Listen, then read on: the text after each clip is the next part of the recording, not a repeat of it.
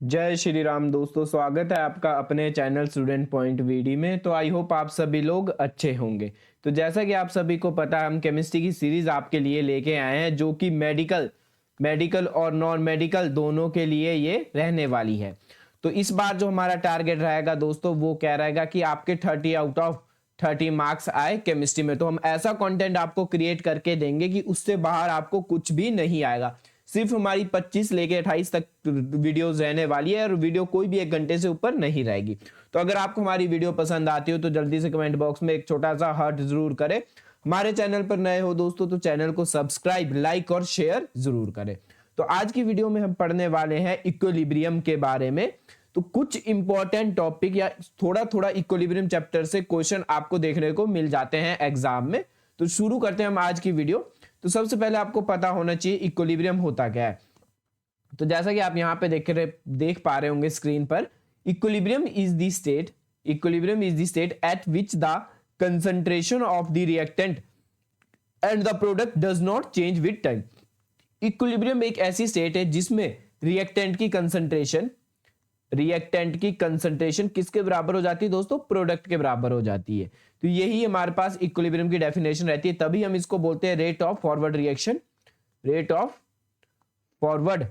Reaction which is equal to rate of backward reaction. मतलब जो जितने आपके पास रिएक्टेंट से प्रोडक्ट बन रहे हैं, जितने आपके पास रिएक्टेंट से प्रोडक्ट बन रहे हैं, उतने ही आपके पास प्रोडक्ट से फिर से क्या बन रहे हैं? रिएक्टेंट बन रहे हैं। तो रेट ऑफ फॉरवर्ड रिएक्शन किसके इक्वल हो जाती है हमारे पास? रेट ऑफ बैकवर्ड रिएक्शन के। क्योंकि जब आप रिएक्टेंट से जब भी प्रोडक्ट बनते हैं तो उसको बोलते हैं फॉरवर्ड रिएक्शन हो रही है। क्योंकि रिएक्टेंट से क्या बन रहे हैं? प्रोडक्ट बन रहे हैं। और प्रोडक्ट से जब से दोबारा से रिएक्टेंट बनने शुरू हो जाए तो उसको बोलते हैं हम बैकवर्ड रिएक्शन। उसको क्या बोलते हैं हम? Backward reaction. तो जब ये दोनों क्या हो जाए? इक्वल आ जाए तो उस स्टेट को हम क्या बोलते हैं? इक्विलिब्रियम स्टेट बोलते हैं। तो नेक्स्ट आपके पास हेनरी लॉ। दोस्तों हेनरी लॉ मैंने आपको डिस्कस करना था सॉल्यूशन वाले चैप्टर में, बट वहां पे छूट गया। तो यहां पे आपको मैं डिस्कस कर देता हूं हेनरी लॉ हम किसको बोलते हैं। तो हेनरी लॉ दोस्तों क्या होता है, आपको सबसे पहले पता होना चाहिए हेनरी लॉ किस पे काम करता है। तो हेनरी लॉ आपको बताता है इफेक्ट ऑफ प्रेशर। क्या बताता है दोस्तों? हेनरी लॉ आपके पास इफेक्ट ऑफ प्रेशर को ये बताता है। तो हेनरी लॉ आपको जनरल सा बता दूं, हेनरी लॉ क्या होता है कि और एक और क्या बताता है? इफेक्ट ऑफ प्रेशर किस में बताता है दोस्तों? सॉल्युबिलिटी ऑफ गैस में बताता है। किस में बताता है Henry law? Effect of pressure किस में बताता है? कि सॉल्युबिलिटी ऑफ गैस में बताता है। तो डेफिनेशन आपको जल्दी से बता दूं कि हेनरी लॉ स्टेट दैट कि द मास ऑफ गैस या the amount of gas dissolved in a liquid is directly proportional to the pressure of the gas. तो आपको बता दूं सॉल्युबिलिटी ऑफ गैस का मतलब क्या है। पहले तो ये पता होना चाहिए सॉल्युबिलिटी ऑफ गैस क्या होती है। तो सॉल्युबिलिटी गैस होती है आपके पास की अमाउंट ऑफ गैस, कितनी गैस आपके पास डिसॉल्व्ड है।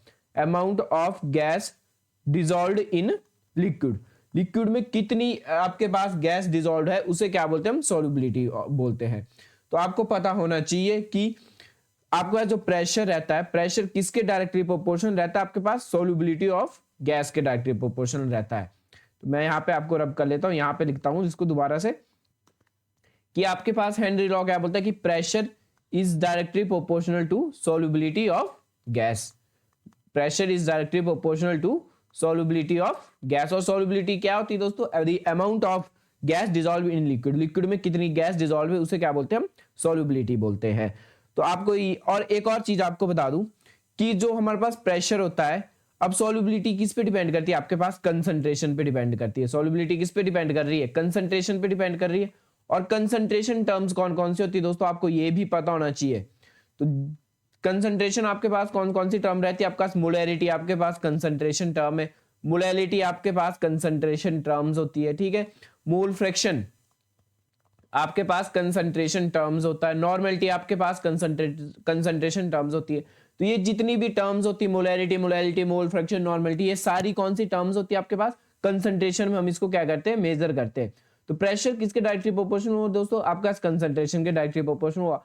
तो कंसंट्रेशन हम किसको लेते हैं? इसमें मोल फ्रैक्शन को लेते हैं। किसको लेते हैं हम? मोल फ्रैक्शन को लिए। इसलिए pressure is directly proportional to the mole fraction. इसको क्या बोलते हैं हम? हेनरी लॉ बोलते हैं। कई बार ये क्वेश्चन आ जाता है कि हेनरी लॉ किस पे बेस है। किस पे बेस है दोस्तों? एक तो ये सॉल्युबिलिटी ऑफ गैस बताता है और प्रेशर किसके डायरेक्टली प्रोपोर्शनल रहता है आपके पास, मोल फ्रैक्शन के प्रोपोर्शनल रहता है। तो इसका मैथमेटिकल रिलेशन भी होता है P इज इक्वल टू, यहाँ पे हम क्या लिख लेते हैं, हेनरी कांस्टेंट ले लेते हैं, साथ में एक x जैसा निशान बनाते हैं। x को क्या बोलते हैं हम दोस्तों, यहाँ पे काई बोलते हैं, जो कि हमारे को क्या बताता है कि मोल फ्रैक्शन, ये मोल फ्रैक्शन की टर्म ये हमारे को बताता है। तो ये हमारे पास क्या रहता है, हेनरी लॉ रहता है। तो इतनी ज्यादा डिटेल्स में भी हम नहीं करेंगे, आपको सिर्फ इतना पता होना चाहिए कि प्रेशर डायरेक्टली प्रोपोर्शनल किसके रहता है, मोल फ्रैक्शन के रहता है या कंसंट्रेशन टर्म्स के रहता है। नेक्स्ट आपके पास यहाँ पे दोस्तों एक रिलेशन है Kp is equal to KC RT upon delta n. इससे कई बार आपको क्वेश्चन देखने को मिल जाता है एग्जाम में, Kp is equal to KC RT delta n. दोस्तों यहाँ पे डेरिवेशन मैंने आपको कराई नहीं, क्योंकि डेरिवेशन से आपको एग्जाम में आएगा नहीं, क्योंकि +1 2 के एग्जाम तो है नहीं कि आपको डेरिवेशन देंगे फिर आप ड्राइव करोगे फिर आपको रिजल्ट आएगा और उसके नंबर मिलेंगे। तो आपको सिर्फ रिजल्ट से मतलब होना चाहिए, रिजल्ट आपको हमेशा लर्न होना चाहिए। आपको इसमें बता दूंगा इसमें Kp क्या है। तो Kp आपके पास क्या रहता है, इक्विलिब्रियम कांस्टेंट। Kp क्या रहता है, equilibrium constant, TANT, constant of partial pressure. ये दोस्तों किस टर्म में रहता है, पार्शियल प्रेशर की टर्म में रहता है, इसलिए हम इसको Kp लिखते हैं। और इसमें Kc क्या होता है दोस्तों, Kc होता है equilibrium constant of concentration terms. ये दोस्तों Kc किसकी टर्म में रहता है, कंसंट्रेशन की टर्म में रहता है। और कंसंट्रेशन क्या क्या रहती है आपके पास, मोलैलिटी, नॉर्मेलिटी, मोल फ्रैक्शन। तो ये सारी टर्म्स कौन सी रहती है आपके पास, कंसंट्रेशन टर्म्स रहती है। आर क्या होता है दोस्तों, गैस कांस्टेंट। आर क्या आपके पास, गैस कांस्टेंट है, जिसकी वैल्यू क्या रहती है आपके पास, जल्दी से मुझे कमेंट बॉक्स में बताएंगे, 8.314 जूल पर मोल डॉट केल्विन। ठीक है, तो एक और वैल्यू रहती है आर की दोस्तों, कई बार हम बहुत जगह यूज करते हैं इसको, 0.0821। तो ये वाली जो हम टर्म यूज करते हैं वो लीटर एटमॉस्फेरिक में यूज करते हैं, 0.081। टी से दोस्तों टेम्परेचर, डेल्टा एन क्या होता है आपके पास, नंबर ऑफ मोल्स। तो डेल्टा एन की वैल्यू कैसे निकालते हैं हम, प्रोडक्ट माइनस रिएक्टेंट। तो एक न्यूमेरिकल हम इसका कर लेंगे, क्योंकि कई बार इसका न्यूमेरिकल आपके लिए इंपॉर्टेंट है, क्योंकि अब दोस्तों जो एग्जाम आने वाले हैं वो सारे ही आपके टफ आते हैं। ठीक है, अब ऐसा नहीं है कि आपको 8th 9th 7th 8th से आपको क्वेश्चन पूछते रहेंगे, तो ऐसा नहीं होगा। अब जो एग्जाम होगा आपको तैयारी अच्छे से करनी ही पड़ेगी। ऐसा नहीं करना कि प्रीवियस पेपर पढ़ के चले जाओ और आपका टेस्ट निकल जाएगा। अब नहीं दोस्तों, आपको एग्जाम अच्छे से पढ़ना ही पड़ेगा। तो इसका दोस्तों relationship between Kp and Kc मैंने आपको बता दिया। एक यहाँ पे न्यूमेरिकल मैंने करा रखा है, एक ही हम इसका न्यूमेरिकल डिस्कस करेंगे जो एग्जाम पॉइंट ऑफ व्यू से इंपॉर्टेंट है। तो एक आपके पास इक्वेशन दे रखी है, तो इक्वेशन है आपके पास क्या है दोस्तों, N2 + 3H2 इक्विलिब्रियम। ये दोस्तों किसका निशान रहता है, एरो, दोनों साइड एरो हो तो इक्विलिब्रियम का निशान रहता है। ये क्या बना रहे हैं आपके पास, 2NH3 बना रहे। तो इसमें आपको बताया है, आपको पूछा है कि Kp और Kc की वैल्यू, Kp अपॉन Kc की वैल्यू कितनी होगी। तो ये आपके पास न्यूमेरिकल है। तो सबसे पहले आपको रिलेशन पता होना चाहिए। रिलेशन क्या रहता है आपके पास, Kp is equal to Kc, RT की पावर क्या रहती है दोस्तों, डेल्टा एन रहती है। ये आपके पास रिलेशन होता है। तो सबसे पहले हम क्या फाइंड आउट करेंगे, हम फाइंड आउट करेंगे डेल्टा एन। तो डेल्टा एन की वैल्यू कैसे निकालते हैं हम, प्रोडक्ट माइनस रिएक्टेंट। प्रोडक्ट कितने दोस्तों यहाँ पे 2, रिएक्टेंट कितने यहाँ पे 3 + 1, रिएक्टेंट कितने 4, तो प्रोडक्ट कितने 2 माइनस रिएक्टेंट कितने दोस्तों 4। तो डेल्टा एन की वैल्यू क्या आ गई आपके पास, -2 आ गई। तो हम इक्वेशन में भर देंगे, इस वाली इक्वेशन में डेल्टा एन की वैल्यू। तो डेल्टा एन की वैल्यू क्या हो जाएगी आपके पास, Kp is equal to Kc RT की पावर -2। हमारे को वैल्यू किसकी निकालनी है, Kp अपॉन Kc निकालना है। तो ये पर जाके मल्टीप्लाई करा, पर यहाँ जाके क्या करेगा दोस्तों, डिवाइड करेगा। ये न्यूमेरिकल टफ नहीं है, बहुत इजी है। Kp अपॉन Kc, यहाँ क्या बचेगा आपके पास, RT की पावर -2। तो RT की पावर -2 को हम कैसे लिख सकते हैं दोस्तों, Kp upon Kc is equal to क्या लिख लेंगे इसको, 1 अपॉन RT की पावर 2। तो दोस्तों ये क्या कर लिया मैंने, अपॉन के नीचे ले गया, क्योंकि अपॉन के नीचे किस में हो जाएगा, ये प्लस में हो जाएगा। तो ये आपके पास आंसर रहेगा इसका। तो सिंपल सा न्यूमेरिकल था, इतना न्यूमेरिकल टफ नहीं था। तो यहाँ पे आपको ये न्यूमेरिकल मेंशन है। तो क्या किया यहाँ पे, Kp अपॉन Kc की वैल्यू कितनी आ गई, Kp अपॉन Kc की वैल्यू कितनी आ गई दोस्तों, 1 अपॉन RT की पावर 2। तो ये आपके पास Kp अपॉन Kc की वैल्यू आ गई। सिंपल सा न्यूमेरिकल था, टफ न्यूमेरिकल नहीं है। तो नेक्स्ट जो आपके पास न्यूमेरिकल है, यहाँ पे मैंने एग्जांपल लिखा है, तो ये भी दोस्तों सेम न्यूमेरिकल। देखो इसमें Kc की वैल्यू दे रखी है पहले से क्वेश्चन में, टेम्परेचर दे रखा है, और टेम्परेचर 127 किस में दे रखा है दोस्तों, आपको सेल्सियस में दे रखा है। इसको केल्विन में कन्वर्ट करना है। तो सी से जब भी हम के की तरफ जा रहे हैं, केल्विन की तरफ कन्वर्ट करते हैं, तो किससे प्लस करते हैं, 273 से प्लस करते हैं। तो 127 प्लस 273 कितना आ जाएगा, पास 4 केल्विन आ जाएगा। आर की वैल्यू पहले से मेंशन है दोस्तों यहाँ पे, ठीक है। बस आपको क्या करना है, इक्वेशन भरना है। इक्वेशन क्या है, KP is equal to KC R T की पावर डेल्टा एन। यहाँ पे आपको केपी की वैल्यू निकालनी, केसी की वैल्यू पता है 49, आर की वैल्यू आपको पता कितनी 0.082 है, टेम्परेचर की वैल्यू कितनी आपके पास 400 है। तो यहाँ पे दोस्तों एक इक्वेशन भी दी होगी, यहाँ पे मेंशन नहीं है इक्वेशन। अगर उसमें डेल्टा एन की वैल्यू आप निकाल सकते हैं, क्या होती है दोस्तों, प्रोडक्ट माइनस रिएक्टेंट होती है। इसके लिए आपको एक इक्वेशन का होना जरूरी है। जैसे एग्जांपल दे देता हूं मैं आपको कि HCl है, तो HCl किस में टूटेगा, HCl वाला रहने दो दोस्तों। एक और एग्जांपल देता हूं, जैसे फॉर एग्जांपल है आपके पास, अगर जैसे यहाँ पे था N2 अपॉन, जिसमें डेल्टा एन की वैल्यू क्या आनी चाहिए, 1 आनी चाहिए, मतलब प्रोडक्ट की वैल्यू क्या होनी चाहिए 4, और रिएक्टेंट की वैल्यू क्या होनी चाहिए 3 होना ही चाहिए। तो ऐसी कोई इक्वेशन हो जिसमें प्रोडक्ट की वैल्यू 4, यहाँ पे मान लो N2 प्लस क्या था दोस्तों, यहाँ पे 2NH3 होता, N2 प्लस 2H2 होता, और ये आपके पास 4NH3 बना रहा होता। तो इस टाइप की वैल्यू होगी आपके पास, 2 में से 1 गया 3, तो 4 माइनस 3 गएगा, तो कितनी डेल्टा एन की वैल्यू क्या आ जाएगी आपके पास 1 आ जाएगी। यहाँ पे डेल्टा एन की वैल्यू 1 भरेंगे, तो और क्या कर देंगे आप, आंसर इसको निकाल देंगे। तो यही आपको सिंपल सा न्यूमेरिकल था। इतना आपको न्यूमेरिकल कभी भी एग्जाम में नहीं आएगा, हो सकता है कमीशन के लिए ऐसा न्यूमेरिकल आ जाए, बट HB टेट में ऐसा न्यूमेरिकल नहीं आएगा। तो नेक्स्ट स्लाइड की तरफ बढ़ते हैं हम। नेक्स्ट आपके पास ली चार्ट्रियर प्रिंसिपल, बहुत इंपॉर्टेंट है दोस्तों आपके पास ली चार्ट्रियर प्रिंसिपल क्या होता है, इससे क्वेश्चन आपको बन जाता है कई बार।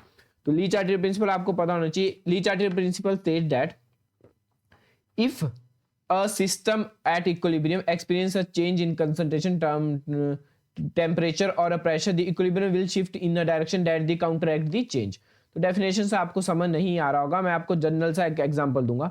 ली चार्ट्रियर प्रिंसिपल क्या होता है, ली चार्ट्रियर प्रिंसिपल वो प्रिंसिपल होता है कि मान लो अगर इक्विलिब्रियम में चेंज आ जाए, किसमें चेंज आ जाए दोस्तों, इक्विलिब्रियम में चेंज आ जाए, ड्यू टू किसकी वजह से, टेम्परेचर, प्रेशर या कंसंट्रेशन की वजह से क्या आ रहा है, आपके किसी इक्विलिब्रियम में चेंज आ रहा है। तो हम इक्विलिब्रियम इस तरीके से शिफ्ट करेंगे, इक्विलिब्रियम को क्या करेंगे, हम शिफ्ट करेंगे, ताकि जो चेंज आया हो उसे हम रिड्यूस कर सके, उसे हम रिड्यूस तो नहीं बोलेंगे, उसे हम काउंटर एक्ट कर सके। यहां पे यूज वर्ड करूंगा मैं, काउंटर एक्ट उसमें कर सकते हैं, मतलब उस इफेक्ट को क्या कर सके, हम खत्म कर सके। तो उस प्रिंसिपल को क्या बोलते हैं, हम ली चार्ट्रियर प्रिंसिपल बोलते हैं। तो ली चार्ट्रियर प्रिंसिपल क्या होता है कि अगर आपके पास इक्विलिब्रियम डिस्टर्ब हो रहा है ड्यू टू सम फैक्टर, जैसे टेम्परेचर हो गया, प्रेशर हो गया, कंसंट्रेशन हो गया, आपको इक्विलिब्रियम को इस तरीके से शिफ्ट करना है ताकि आपका जो चेंज हुआ है वो क्या हो जाए, खत्म हो जाए। एक और चीज आपको बता दूं दोस्तों, इसमें जो इंपॉर्टेंट मुझे लगता है कि आपको कई बार ना क्वेश्चन में आ जाता है कि मान लो इक्विलिब्रियम कौन से फैक्टर या कौन सी प्रॉपर्टी को मेजर नहीं करता। तो इस टाइप का क्वेश्चन आपको एग्जाम में देखने को मिला, मेरे को प्रॉपर क्वेश्चन नहीं आ रहा। तो एक प्रॉपर्टी हमेशा याद रखनी कि जब भी इक्विलिब्रियम होता है तो प्रेशर कांस्टेंट रहता है आपके पास, डेंसिटी भी कांस्टेंट रहती है, कलर कांस्टेंट रहता है, टेम्परेचर कांस्टेंट रहता है। तो ये सारी चीजें क्या रहती है, कांस्टेंट रहती है। मतलब जितनी भी आपके पास, ये क्वेश्चन था याद आ गया मुझे, MEASURABLE, जितनी भी आपके पास मेजरेबल प्रॉपर्टीज है, जितनी भी आपके पास मेजरेबल प्रॉपर्टी है जिसको आप मेजर कर सकते हैं, वो हमेशा इक्विलिब्रियम में क्या रहती है, कांस्टेंट रहती है। इक्विलिब्रियम में क्या रहती है, वो हमेशा कांस्टेंट रहती है। तो इस टाइप का क्वेश्चन था आया कि इनमें से कौन सी चीज आपके पास कांस्टेंट नहीं है। तो 4 ऑप्शन थे आपके पास, तो ये आपके पास जनरल कैरेक्टरिस्टिक्स में आ जाता है इक्विलिब्रियम की, कि जब जितनी भी आपके पास मेजरेबल प्रॉपर्टी रहती है इक्विलिब्रियम में, वो क्या रहती है आपके पास, कांस्टेंट रहती है। तो हम अभी ली चार्ट्रियर प्रिंसिपल को डिस्कस कर रहे हैं। ली चार्ट्रियर प्रिंसिपल क्या होता है, मैं फिर से एक बार आपको बता दूं कि अगर आपका कोई चीज इक्विलिब्रियम में है और अगर उसका इक्विलिब्रियम क्या हो रहा है दोस्तों, डिस्टर्ब हो जा रहा है, इक्विलिब्रियम क्या हो जा रहा है, डिस्टर्ब हो जा रहा है ड्यू टू सम फैक्टर। कौन कौन से, टेम्परेचर, प्रेशर या कंसंट्रेशन की वजह से इक्विलिब्रियम क्या हो जा रहा है, डिस्टर्ब हो जा रहा है। तो इक्विलिब्रियम को हम इस तरीके से शिफ्ट करेंगे, इक्विलिब्रियम को हम इस तरीके से शिफ्ट करेंगे जो चेंज उसमें आया हो वो क्या हो जाए, खत्म हो जाए। उस चेंज को हम क्या करने की कोशिश करेंगे, खत्म करने की कोशिश करेंगे। तो उसको क्या बोलते हैं, हम ली चार्टियर प्रिंसिपल बोलते हैं। तो इसके दोस्तों कुछ फैक्टर है और बहुत इंपॉर्टेंट फैक्टर है ये, और आपको एग्जाम पॉइंट ऑफ व्यू से भी इंपॉर्टेंट है। तो ये फैक्टर मैं आपको बता देता हूं क्या ये फैक्टर है। तो effect in change in concentration, change in temperature, change in pressures. तो 3 प्रकार के आपको फैक्टर है। पहले हम चेंज इन प्रेशर को डिस्कस करेंगे। पहला फैक्टर कौन सा हम डिस्कस करेंगे, चेंज इन प्रेशर को डिस्कस करेंगे। अगर आपको मेरी वीडियो पसंद आती है दोस्तों तो जल्दी से कमेंट बॉक्स में एक हार्ट जरूर रिएक्ट करें और जल्दी से एक सब्सक्राइब भी जरूर करें और किसी दोस्त को शेयर भी जरूर करें, क्योंकि बहुत ज्यादा आपको कंटेंट क्रिएट या बहुत से पेपर आपको स्टडी करके ये कंटेंट बनाया गया है और बिल्कुल एनसीईआरटी बेस्ड कंटेंट बनाया गया है। आपको हमारा जो टारगेट रहेगा इस बार वो 30 आउट ऑफ 30 रहने वाला है। हम कोशिश करेंगे कि आपके 30 आउट ऑफ 30 मार्क्स आए। बस आपने हमारी वीडियोस ढंग से देखनी है और इसके नोट्स अपने साथ जरूर बनाने हैं।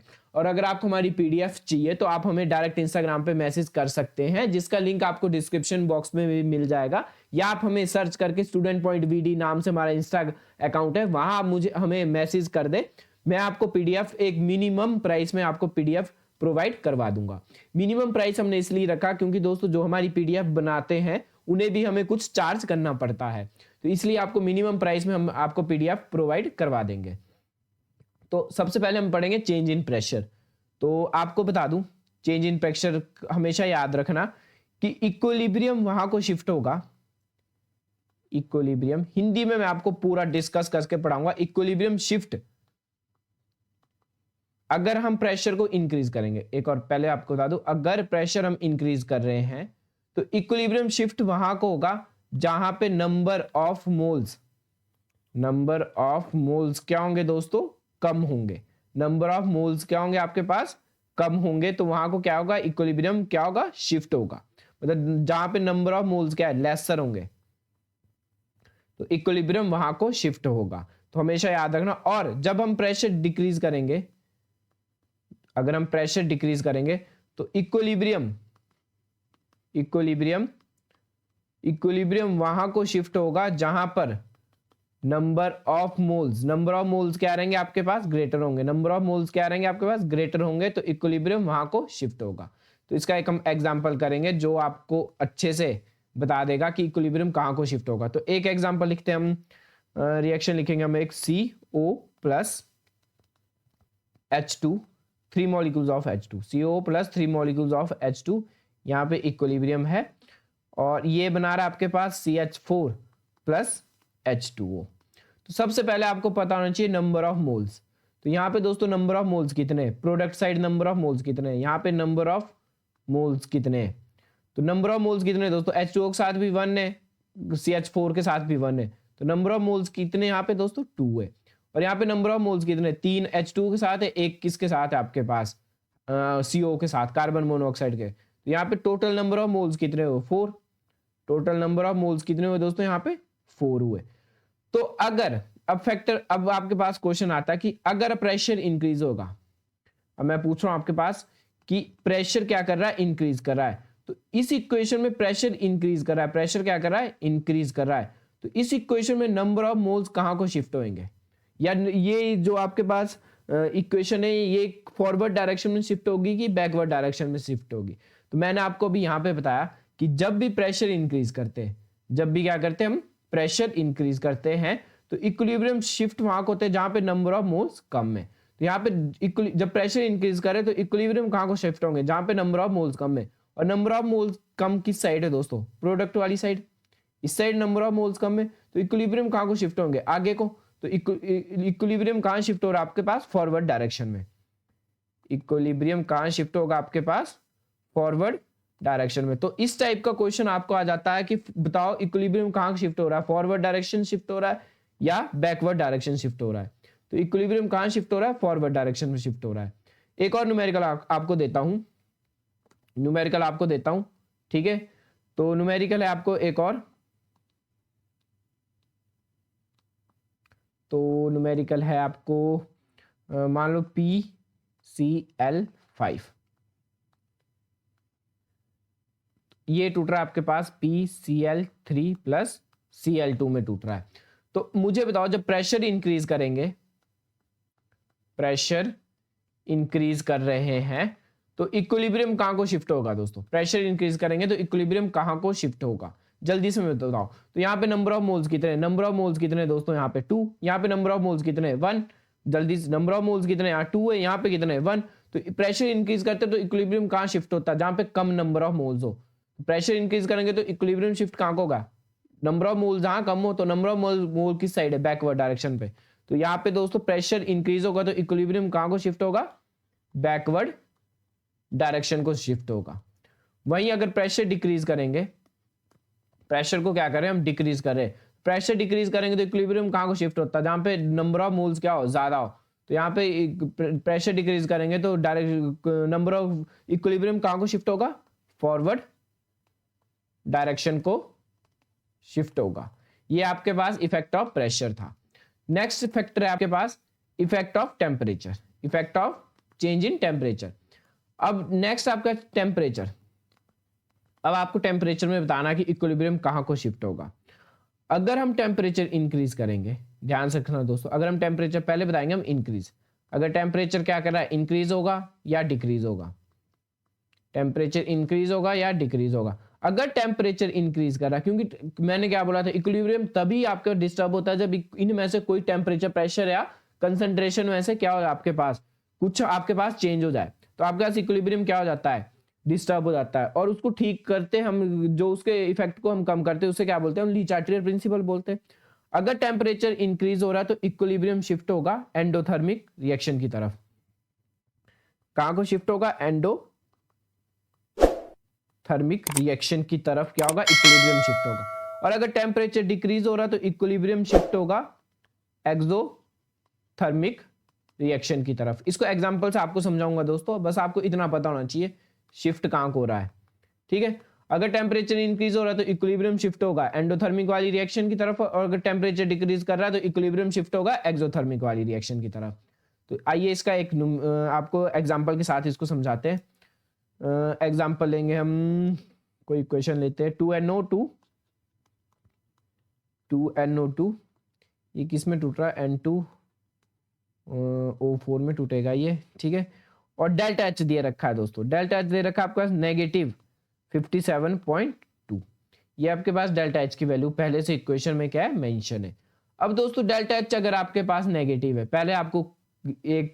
पहले भी आपको बताया है मैंने कि अगर डेल्टा एच की वैल्यू नेगेटिव है तो रिएक्शन कौन सी रहेगी आपके पास? एक्सोथर्मिक रिएक्शन रहेगी। तो ये कौन सी रिएक्शन आपके पास? एक्सोथर्मिक रिएक्शन रह रही है। तो मुझे बताओ कि इस रिएक्शन में अगर हम टेम्परेचर इंक्रीज करेंगे, इस रिएक्शन में हम टेम्परेचर क्या करें? हम फिर से इंक्रीज करें, टेम्परेचर क्या करें? इंक्रीज करें, तो इक्विलिब्रियम कहां को शिफ्ट होगा? बैकवर्ड शिफ्ट होगा कि फॉरवर्ड शिफ्ट होगा? तो जल्दी से जिन लोगों को ये समझ आ गया तो जल्दी से मुझे कमेंट बॉक्स में इसका आंसर दो। ठीक है, अगर नहीं भी समझ आया तो मैं अभी आपको इसको अच्छे से क्लियर कर दूंगा। अब दोस्तों देखो, ये इस रिएक्शन में क्या कर रही है? डेल्टा एच क्या है? नेगेटिव है। नेगेटिव मतलब हीट क्या कर रही है? आपके पास निकल रही है, हीट निकल रही है। हीट कब निकल रही है? जब NO2 से क्या बन रहे? N2O4 बन रहे। तो हमारे पास हीट क्या कर रही है? निकल रही है। ठीक है, तो जब टेम्परेचर इंक्रीज करते हैं तो इक्विलिब्रियम कहां को शिफ्ट होता है? एंडोथर्मिक वाली डायरेक्शन को। मतलब जब फॉरवर्ड रिएक्शन है तब तो हीट निकल रही है, मतलब फॉरवर्ड क्या हो रही है? एक्सोथर्मिक हो रही है। तो इस अगर हम टेम्परेचर इंक्रीज करते हैं तो इक्विलिब्रियम एंडोथर्मिक वाली साइड को शिफ्ट होता है। मतलब एंडोथर्मिक कौन सी होगी? जब हम इसको बैकवर्ड कर देंगे तो ये रिएक्शन क्या होगी? एंडोथर्मिक होगी। मतलब टेम्परेचर इंक्रीज करेंगे तो रिएक्शन कहां को शिफ्ट होगी? बैकवर्ड डायरेक्शन को शिफ्ट होगी। तो ये इसका आंसर होना था। एक और न्यूमेरिकल हम करते हैं दोस्तों, प्रैक्टिस हो जाएगी आपकी। ठीक है, क्योंकि हम नहीं चाहते कि आपका कोई भी नंबर कटे। तो एक और क्वेश्चन हम इसको करेंगे कि H2 प्लस I2 आपके पास दे रखा है 2HI, साथ में दे रखा है delta H is equal two plus 2000 kilo joule. ठीक है, डेल्टा H पॉजिटिव में दे रखा है, मतलब रिएक्शन कौन सी दोस्तों? एंडोथर्मिक रिएक्शन है, एंडोथर्मिक रिएक्शन है। ठीक है, अब मेरे को बताओ कि टेम्परेचर इंक्रीज करेंगे तो इक्विलिब्रियम कहाँ को शिफ्ट होगा।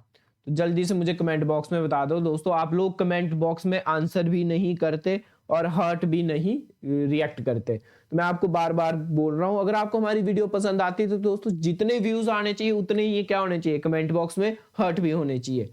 तो प्लीज दोस्तों हर्ट जरूर रिएक्ट करें, हमें फीडबैक जरूर दें कि हमारी वीडियो आपको कैसी लगती है, अच्छी लगती है, पसंद आती है, समझ आती है, नहीं भी आती तो भी हमें फीडबैक दे कि हमें वीडियो नहीं पता लग रहा। तो इसके लिए मैं आपको दोबारा से एक शॉर्ट वीडियोस आपको अपलोड कर दूंगा, जो भी कॉन्सेप्ट आपको नहीं क्लियर हो रहे उसका मुझे आप कमेंट बॉक्स में पिन कर दिया करें। तो मैं आपको टेलीग्राम चैनल पे, जिसका लिंक आपको हमारे डिस्क्रिप्शन बॉक्स में मिल जाएगा, उसको आपको टेलीग्राम चैनल पे स्पेशल वीडियो अपलोड कर दिया करूंगा। तो जैसे जैसे आपके पास टेम्परेचर इंक्रीज होगा, तो ये दोस्तों पहले तो जब ये रिएक्शन आगे को हो रही है, यहाँ पे इक्विलिब्रियम का साइन होना था, जब ये रिएक्शन आपके पास आगे शिफ्ट हो रही है तो ये कौन सी बन रही है, प्लस में आंसर आ रहा है, प्लस डेल्टा एच की वैल्यू प्लस है, तो ये किसकी तरफ हो रही है, एंडोथर्मिक रिएक्शन है। ठीक है दोस्तों, अब टेम्परेचर इंक्रीज करेंगे तो इक्विलिब्रियम कहां को शिफ्ट होता है, हमेशा एंडोथर्मिक रिएक्शन को शिफ्ट होता है।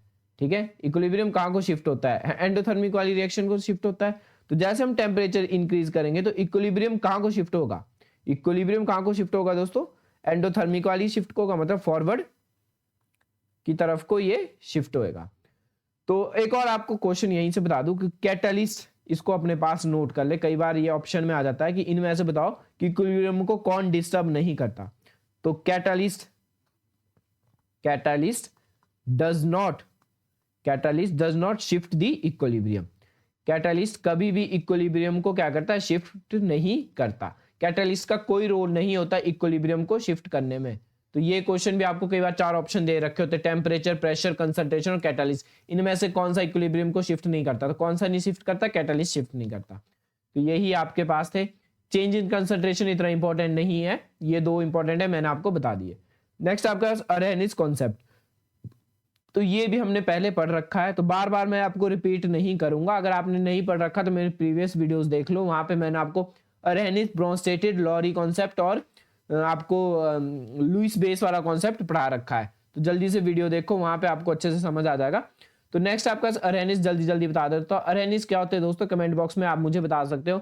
जो एसिड आपके पास H पॉजिटिव या हाइड्रोनियम आयंस देते हैं, H3O पॉजिटिव आयंस देते हैं या H पॉजिटिव आयंस देते हैं, उसे क्या बोलते हैं, हम एसिड बोलते हैं। और बेस क्या होता है जो दोस्तों आपके पास हाइड्रोक्सियल आयंस देते हैं, हाइड्रो ऑक्साइल आयन, कई बार आपको पेपर में हाइड्रोक्साइल ही लिखा होगा। हाइड्रोक्साइल का मतलब आपके पास जो OH नेगेटिव आयंस देते हैं उसे क्या बोलते हैं, हम हाइड्रोक्साइल ग्रुप बोलते हैं।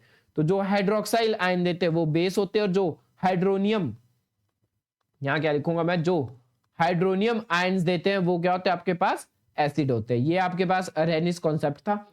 नेक्स्ट आपका ब्रोंस्टेटेड लॉरी कॉन्सेप्ट, और ये दोस्तों बहुत इंपॉर्टेंट कॉन्सेप्ट है। ठीक है, इससे आपको क्वेश्चन जहां से आएगा मैं वही चीज आपको आज क्लियर करूंगा। तो ब्रोंस्टेटेड, पहले हम डेफिनेशन पढ़ लेते हैं। एसिड क्या होते हैं, ब्रोंस्टेटेड एसिड क्या होते हैं, एसिड वो होते हैं जो आपको क्या देते हैं, H पॉजिटिव क्या करते हैं आपको दोस्तों, डोनेट करते हैं कि एक्सेप्ट करते हैं, जल्दी से बताओ। जो H पॉजिटिव क्या करते हैं, डोनेट करते हैं। तो ये जो आपके पास ब्रोंस्टेटेड एसिड होते हैं ये सेम एज अरहेनिस एसिड की तरह बिहेव करते हैं। नेक्स्ट आपका बेस, ब्रोंस्टेटेड बेस, तो इसको एसिड बेस मत समझ लेना, ये ब्रोंस्टेटेड एसिड है, ये ब्रोंस्टेटेड बेस है। तो बेस क्या होते हैं दोस्तों, जो आपके पास H पॉजिटिव क्या करते हैं, प्रोटोन एक्सेप्ट करते हैं। एक और बात याद रखना दोस्तों, यहाँ पे H पॉजिटिव नहीं होता लिखा, प्रोटोन लिखा होता है। जो आपके पास प्रोटोन डोनेट करते हैं वो क्या होते हैं आपके पास, एसिड, और जो आपके पास प्रोटोन को एक्सेप्ट करते हैं वो क्या रहते हैं आपके पास, ब्रोंस्टेटेड बेस रहते हैं। वहीं दोस्तों यहाँ पे एक और कॉन्सेप्ट आपको आ जाता है, और ये कॉन्सेप्ट आपको एग्जाम में भी आता है, जिसका नाम है कंजुगेटेड। आपने सुना भी होगा कंजुगेट एसिड बेस पेयर क्या होते हैं, कंजुगेट एसिड क्या होते हैं और कंजुगेट बेस क्या होते हैं। तो हम ज्यादा डिटेल्स में नहीं, आपको एग्जाम्पल के साथ समझाऊंगा, क्योंकि क्वेश्चन ही आपको एग्जाम्पल से आता है। तो डेफिनेशन आई होप आपको इतनी जरूरत भी नहीं है डेफिनेशन की, तो इसको आपको मैं बता देता हूँ कंजुगेट एसिड बेस क्या बोलते हैं। तो नेक्स्ट स्लाइड में हम इसका एग्जाम्पल मैंने यहाँ पे लिखे हैं, तो आपको एग्जाम्पल के साथ समझाऊंगा कंजुगेट एसिड बेस पेयर किसको बोलते हैं। तो सबसे पहले हेडिंग डाल लेते हैं, कंजुगेट एसिड और बेस पेयर हम किसको बोलते हैं? तो कंजुगेट एसिड बेस पेयर होते हैं हमारे पास। आपको हमेशा बता दूं कि जैसा आपके पास क्या है, कोई HCl है, HCl क्या है, अगर ये अपना H पॉजिटिव डोनेट कर रहा है, अगर ये आपका क्या कर रहा है, H पॉजिटिव डोनेट कर रहा है, H पॉजिटिव क्या कर रहा है, ये डोनेट कर रहा है, तो जब ये H पॉजिटिव डोनेट करने के बाद दोस्तों ये क्या बनेगा, HCl किस में टूटता है, H positive plus Cl negative.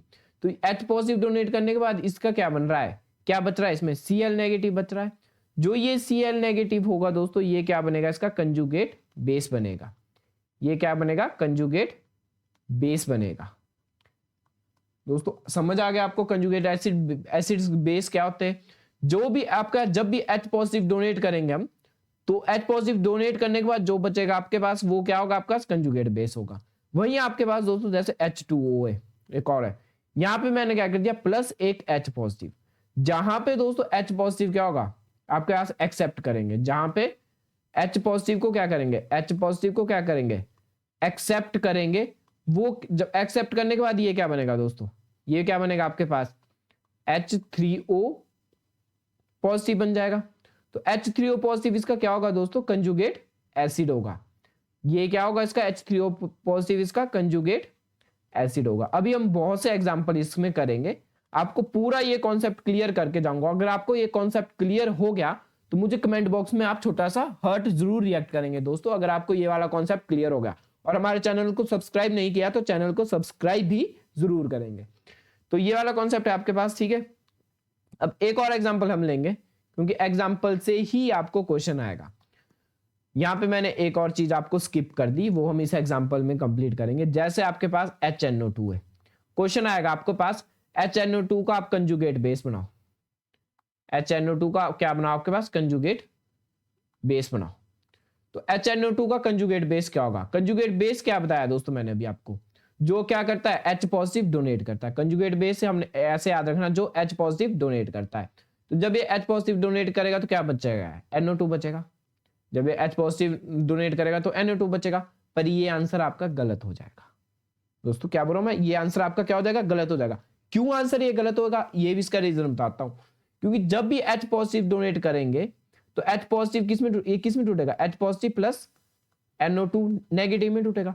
तो हमेशा एक निशान याद रखना दोस्तों, जब भी H पॉजिटिव डोनेट करे तो एक नेगेटिव निशान भी इस पे आएगा। तो NO2 नेगेटिव इसका क्या बनेगा, कंजुगेट बेस बनेगा। कई बार ऑप्शन में क्या लिखा होगा दोस्तों, NO2 N2O NO2 नेगेटिव और N2O2 नेगेटिव। तो आप कंफ्यूज हो जाओगे कौन सा इसका कंजुगेट बेस बनेगा।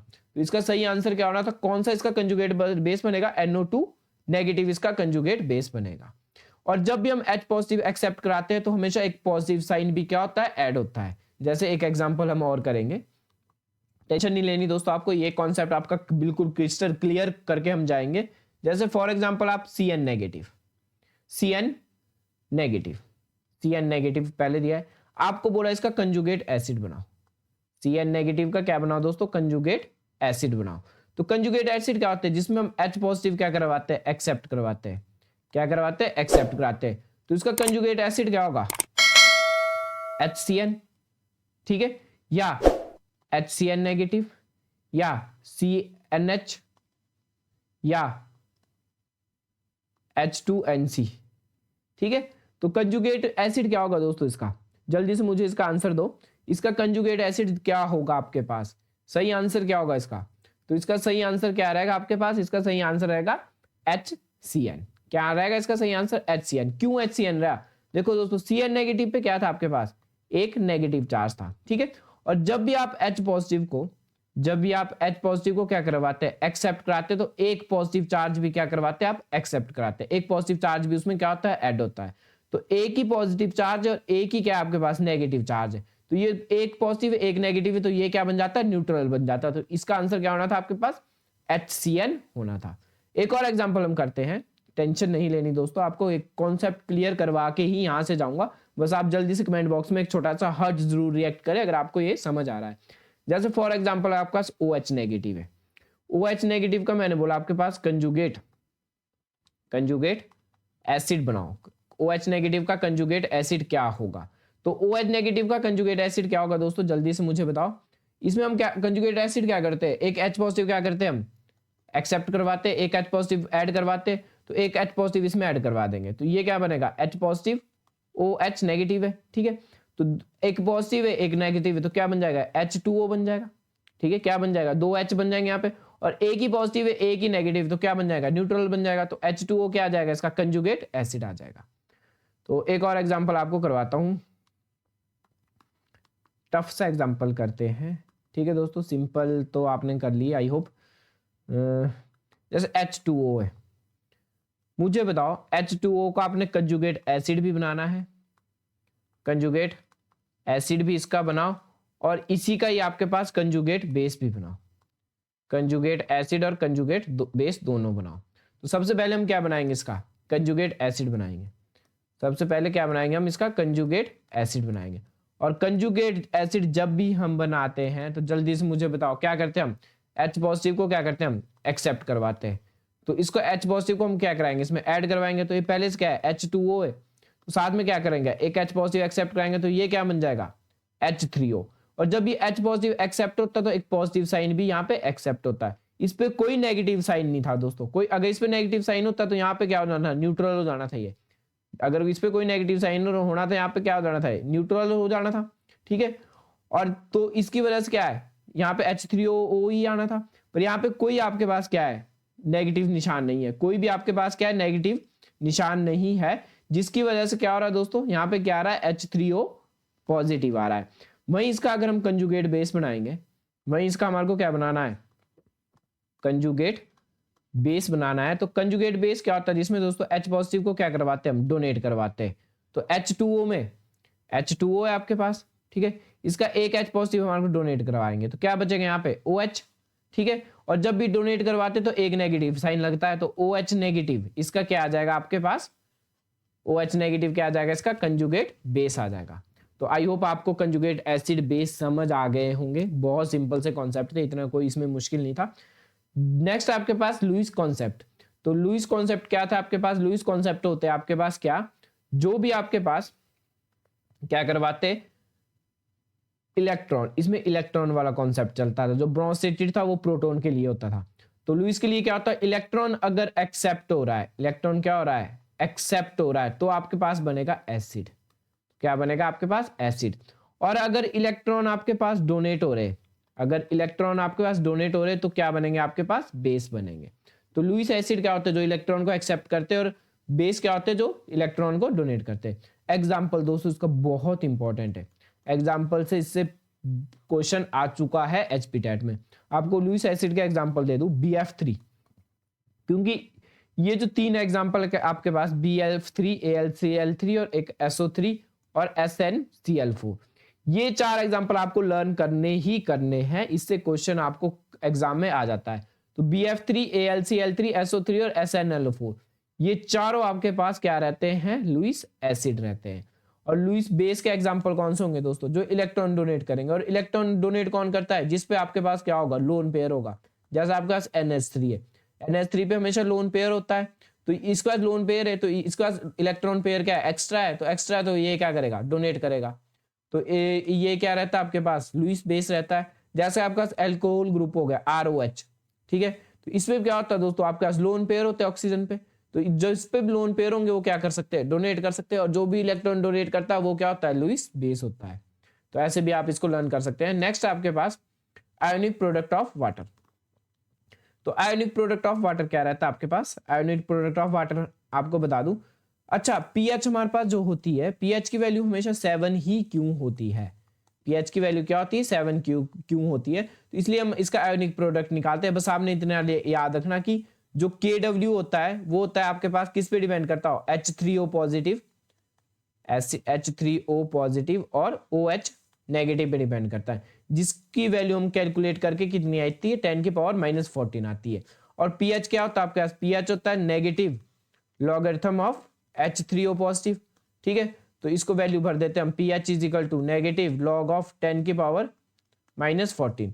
तो लॉग 10⁻⁻14 कहाँ जाता है, पीछे चला जाता है, तो ये क्या बन जाता है 14, log 10 और log 10 की वैल्यू कितनी होती है 1 होती है, इसलिए pH की वैल्यू कितनी आती है हमेशा 14 आती है। तो ये आपके पास आयोनिक प्रोडक्ट ऑफ वाटर भी रहता है, तो ये याद कर लेना आपने कितना रहता है 10 की पावर -14 रहता है। नेक्स्ट आपके पास classification of solution on pH. तो पीएच आपको सबसे पहले पता होनी चाहिए पीएच हम किसको बोलते हैं, तो उससे बाद हम इसकी क्लासिफिकेशन बोलेंगे। पीएच क्या होती है दोस्तों, पीएच मैंने आपको पहले भी बताई है, पीएच रहता है आपके पास negative logarithm of hydronium ion concentration H3O positive. तो पीएच आपको मैं पहले भी बता चुका हूं, अगर पीएच की वैल्यू 7 से छोटी है, पीएच की वैल्यू 7 से छोटी है तो हमारे पास क्या बनेगा दोस्तों, एसिडिक सॉल्यूशन होगा। मतलब 0 से लेके अगर 7 तक आपकी पीएच है तो हमेशा क्या होगा, एसिडिक होगा।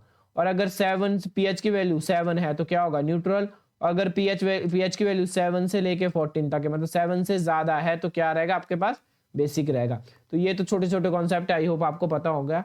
तो नेक्स्ट एक कॉन्सेप्ट आज आपको यहीं पे बता देता हूं कि अगर आपके पास कंसंट्रेशन बढ़ रही है किसकी, H पॉजिटिव आयंस की, अगर आपके पास कंसंट्रेशन बढ़ रही है H पॉजिटिव आयंस की, तो पीएच क्या करेगा आपका, पीएच इंक्रीज करेगा कि डिक्रीज करेगा, जल्दी से बताओ। अगर आपके पास कंसंट्रेशन बढ़ रही है H पॉजिटिव आयंस की, मतलब अगर आपके पास H पॉजिटिव आयंस बढ़ रहे हैं तो क्या बढ़ रहा है, एसिडिक बढ़ रहा है, एसिडिक हो रहा है ज्यादा, तो एसिडिक हो रहा है तो पीएच क्या करेगा, पीएच होगा, जितना ज्यादा एसिडिक होगा उतना पीएच क्या होगा, कम होगा।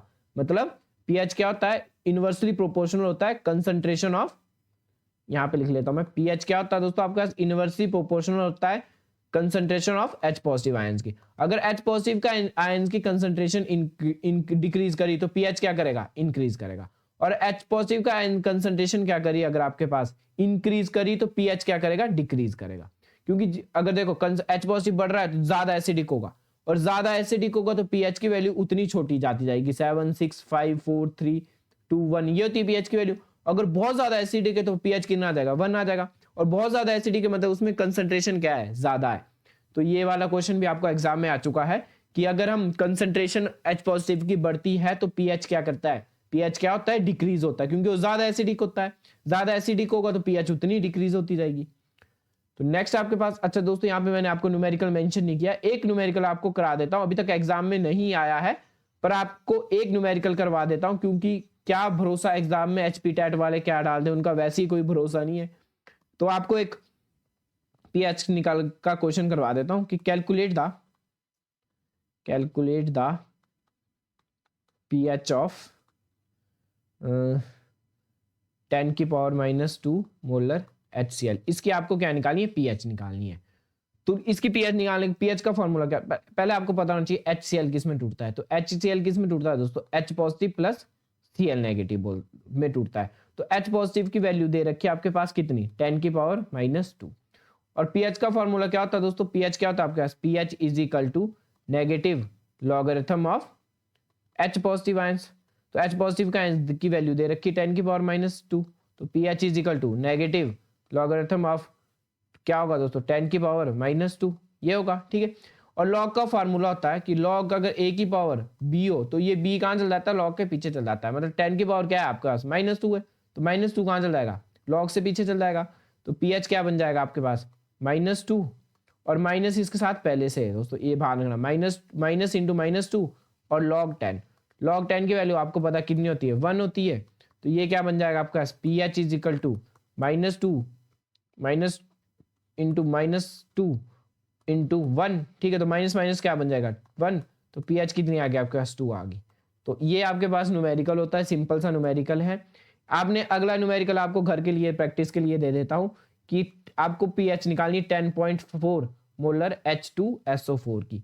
इस क्वेश्चन में ध्यान रखना दोस्तों, H2SO4 किस में टूटता है, H2SO4 किस में टूटता है, 2H positive plus SO4 2 negative में टूटता है। तो H पॉजिटिव कितने, 2, तो एक की वैल्यू कितनी दे रखी है, 10 की पावर -14, तो 2 की कितनी होगी, 2 इंटू 10 की पावर -14, यही होगी दोस्तों।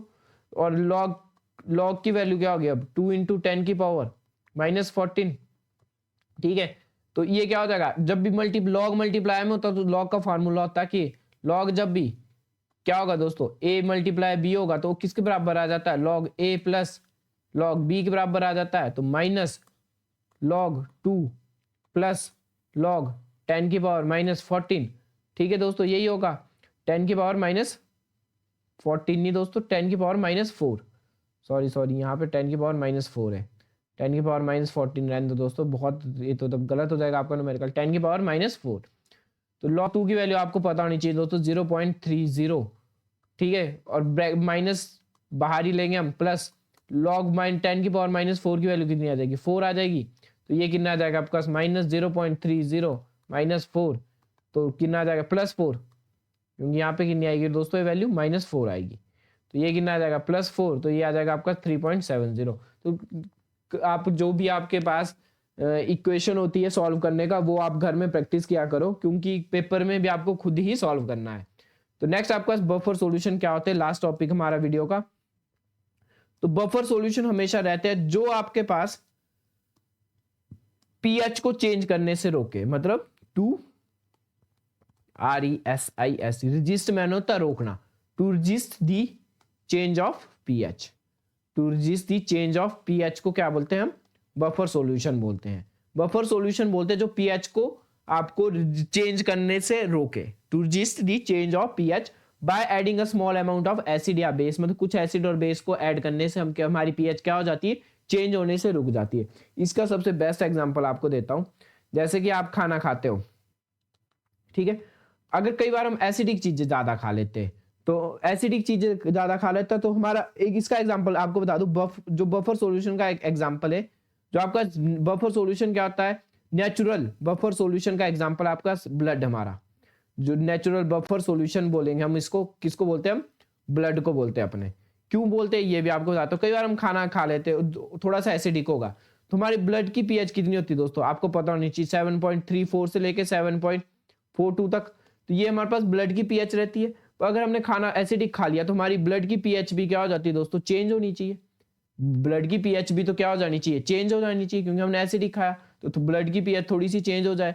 पर ऐसा नहीं होता, कभी ब्लड की पीएच चेंज नहीं होती। वो क्यों नहीं होती ब्लड की पीएच चेंज, क्योंकि ब्लड क्या हमारा बफर सॉल्यूशन है, वो क्या कर देता है, पीएच की चेंज को क्या कर देता है, रजिस्ट कर देता है, रोक देता चेंज होने से। तो इसीलिए ब्लड हमारा क्या एक नेचुरल बफर सॉल्यूशन है।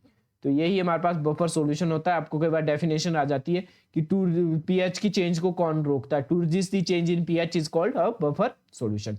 तो आज की वीडियो हमारी यहीं खत्म होती है दोस्तों। अगर आपको हमारी वीडियो पसंद आती है तो आप जल्दी से कमेंट बॉक्स में एक छोटा सा हार्ट जरूर रिएक्ट करें। चैनल पर नए हो तो चैनल को दोस्तों सब्सक्राइब जरूर करें। बहुत ही जल्दी हम आपके लिए बायो का कंटेंट भी लेके आए हैं, वो भी आपका ऐसा कंटेंट रहेगा कि उससे बाहर आपको कोई भी क्वेश्चन नहीं आने वाला। तो जितने भी हमारी प्लेलिस्ट है, आपके जितनी भी हमने प्लेलिस्ट आपके लिए बनाए रखी है, वो एचबी टैट के लिए बिल्कुल सफिशिएंट है। आप क्लियर बिल्कुल आराम से अपने एचबी टैट को क्लियर कर सकते हैं। हमारी प्लेलिस्ट आप चेक कर सकते हैं। बहुत ही जल्द हम आपके लिए प्रैक्टिस क्वेश्चन भी लेके आएंगे। बस हमारे चैनल को लाइक, सब्सक्राइब और अपने दोस्तों को शेयर जरूर करें। Thanks for watching this video.